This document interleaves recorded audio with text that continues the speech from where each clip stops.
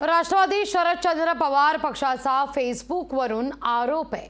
बारामती मतदानाच्या दिवशी अनेक गैरप्रकार घडल्याचा आरोप करण्यात येतोय।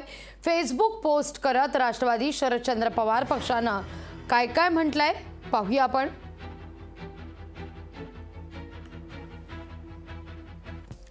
नमस्कार, मी तुमची बारामती या राज्याची एक भगिनी। लोकसभा मतदारसंघांना आजवर अनेक निवडणुका पाहिल्या, पण काल जे घडलं ते माझ्याकरता फार नवीन आणि वेदनादायी होतं।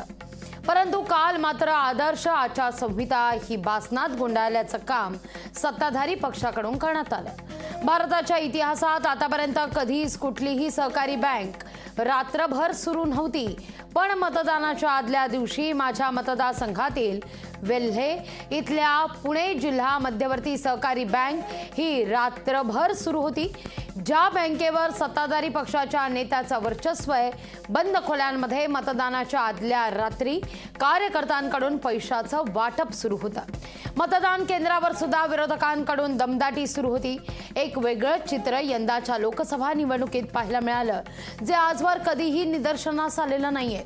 अहो, इतकंच काय, सत्तारूढ पक्षातील आमदारांकडून तर त्यांच्या विरोधातील कार्यकर्त्याला शिवीगाळही करण्यात आली आहे। धाय मोकलून हा कार्यकर्ता रडत होता, अशी ही परिस्थिती। परंतु बारामती लोकसभा मतदारसंघातील सुजाण जनतेचा हाच आदर्श येत्या काळात राज्यातील मतदार घेतील हा विश्वास आहे। म्हणूनच हा सगळा पत्र प्रपंच। धन्यवाद, तुमची बारामती।